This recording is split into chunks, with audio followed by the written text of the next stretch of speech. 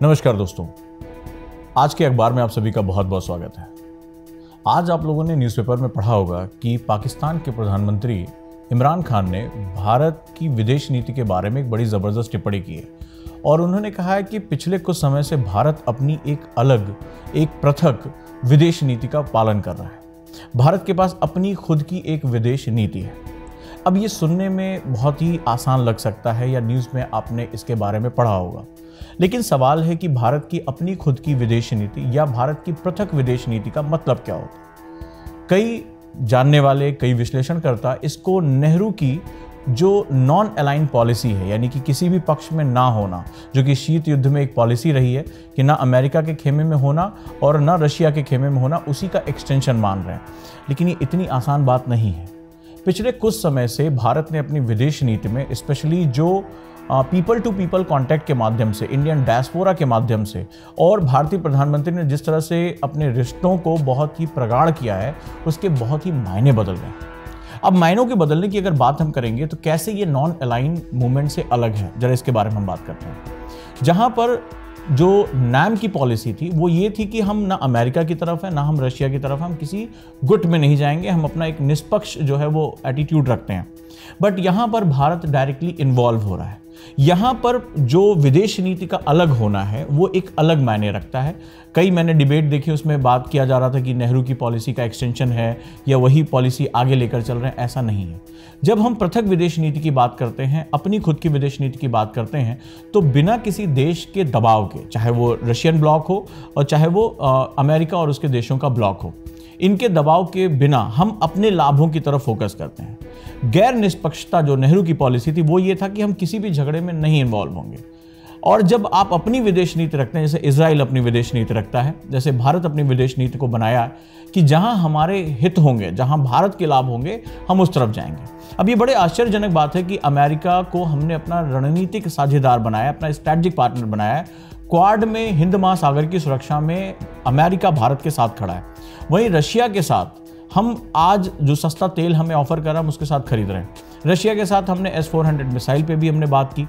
तो ये जो चीज़ है कि दो विरोधी गुट जो युद्ध के समय यूक्रेन वॉर में दोनों एक दूसरे के खिलाफ हैं, सैंक्शन लगा रहा है अमेरिका रशिया के ऊपर, और चीन को भी उसने धमकी दी है कि अगर उसने रशिया की मदद की तो वो काफ़ी हद तक जो है उसके खिलाफ चला जाएगा। ऐसे में भारत एक बहुत बारीक संतुलन साधे हुए, आश्चर्यजनक रूप से अगर देखें तो युद्ध में अगर कोई पार्टी जीत रही तो वो भारत है। जहां यूक्रेन की उसने मानव के आधार पर जो है वो मदद की, एक ह्यूमैनिटेरियन ग्राउंड पे हेल्प की, दवाइयाँ भेजी, उनके साथ बातचीत कर रहा है। दोनों जो है वो गुटों के साथ बातचीत हो रही है, दोनों के लीडर्स के साथ बातचीत हो रही है कि युद्ध को बंद करें।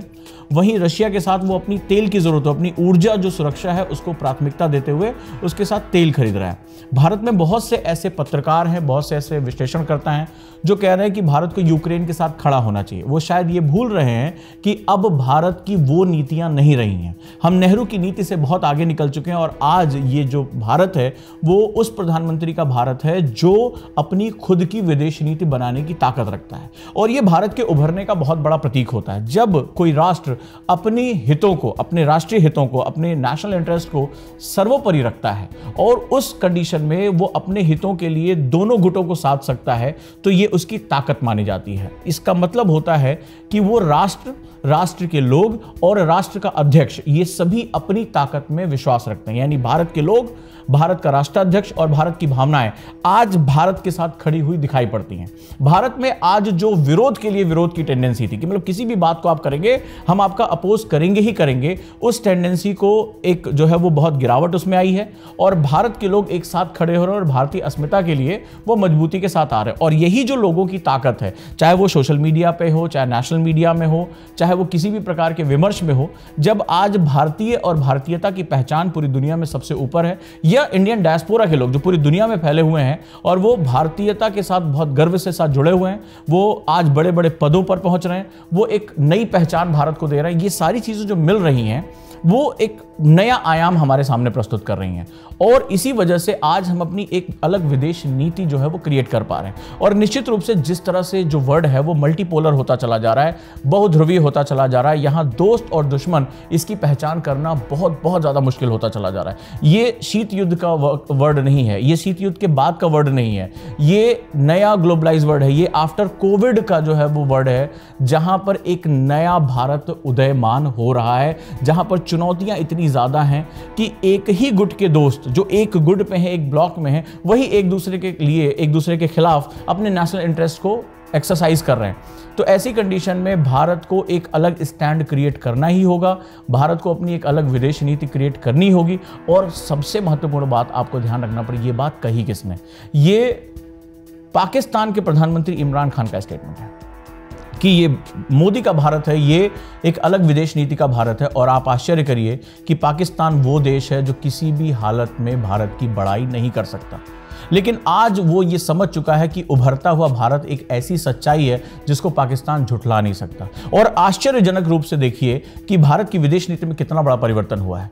भारत की विदेश नीति में आज से कुछ साल पहले हमारे यहाँ कोई धमाके होते थे, बम फटता था, हम बार बार पाकिस्तान को जाकर आरोप लगाते थे, हम जाकर संयुक्त राष्ट्र में डिजायर देते थे कि नहीं देखिए भाई पाकिस्तान ने किया, इसको सजा दीजिए। आज अगर आप लोग न्यूज़पेपर पढ़ते होंगे या विमर्शों को सुनते होंगे, आज हमारे विमर्श से पाकिस्तान पूरी तरह से गायब है, हमने उसको नलीफाई कर दिया है। यह आप आश्चर्यजनक है कि भारत की आज़ादी के बाद से अभी तक की विदेश नीति का जो मुख्य केंद्र रहा है वो पाकिस्तान रहा है। हम कभी क्षेत्रीय यानी कि जो हमारा रीजनल है, हमारा जो साउथ एशिया, उससे हम बाहर कभी सोच ही नहीं पा रहे थे। और आज के विमर्श में हम पाकिस्तान को कोई बात ही नहीं कर रहे हैं, हम ना किसी मंच पर उससे बात करने जा रहे हैं, ना हम उससे व्यापार के बारे में बात कर रहे हैं, ना उससे हम कश्मीर के बारे में बात कर रहे हैं, ना उससे हम आतंकवाद के बारे में बात कर रहे हैं। हम उससे कह रहे हैं हम निपट लेंगे, हमारा मामला है, अगर तुम हमारे यहाँ घुसोगे तो हम तुम्हारे घुस के मार देंगे। हम इतनी ज्यादा हिम्मत में आज हमारे विमर्श में पाकिस्तान कहीं दूर दूर तक नहीं है। और सबसे बड़ी बात, जो हमारे यहाँ पाकिस्तान के साथ रिश्तों की बारी जो है वो बात करते थे कि नहीं पाकिस्तान से बात करना चाहिए, बैठना चाहिए, वो सारा विमर्श हमने जो है गायब कर दिया। आज हमारी विदेश नीति में जो सेंटर पॉइंट है वो पाकिस्तान रह ही नहीं गया। आज हमारी विदेश नीति का सेंटर पॉइंट अमेरिका है, आज हमारा जो सेंटर पॉइंट है रशिया है, चाइना है, लेकिन पाकिस्तान नहीं है। पिछले कुछ वर्षों में जो ये विदेश नीति में बदलाव आया है, ये बहुत बड़ा बदलाव है। और इसी बदलाव की वजह से आज हमारे पास एक इंडिविजुअल अपनी फॉरेन पॉलिसी है जो किसी देश के द्वारा, उसके दिए गए आदेशों के द्वारा या पाकिस्तान के द्वारा संचालित नहीं होती है। भारत अपने हितों को देख सकता है, न सिर्फ देख सकता है, इस यूक्रेन रशिया विवाद में उसने साबित करके दिखाया है कि इस मुसीबत में भी वो अपॉर्चुनिटी क्रिएट कर सकता है। और आज भारत के लोग और भारत की जो एक जिसे कहते हैं कि सोचने बुद्धिजीवी लोग, तमाम लोग अब भारत के उभरने की तस्वीर के साथ जुड़ते चले जा रहे हैं। उम्मीद करूंगा कि ये एनालिसिस आपको अच्छा लगा होगा और आपको ये अंतर पता चला होगा कि ये नेहरूवियन नैम से बिल्कुल अलग है। ये भारत की अपनी खुद की स्वतंत्र विदेश नीति है जो दो विपरीत धड़ों को, जो युद्ध में लड़ रहे हैं, उन दोनों को अपने लिए साध सकता है। ये उभरते भारत की तस्वीर है, ये ताकतवर भारत की तस्वीर है और ये बता रहा है कि आने वाले समय में दक्षिण एशिया में हम बहुत ही ताकतवर बनकर उभर सकते हैं। बस हमें इसके साथ जुटे रहना पड़ेगा। भारतीयों को भी यह समझना पड़ेगा कि अंतर कलह, अंतर विरोध हमें ही रोकेंगे अंत में। और उम्मीद करता हूं कि एनालिसिस आपको अच्छा लगा होगा। कमेंट बॉक्स में मुझे जरूर बताएं और मैं नित्य आपके साथ जुड़ता रहूंगा आज के अखबार में। थैंक यू दोस्तों, और वीडियो कैसा लगा आप जरूर बताएं। धन्यवाद।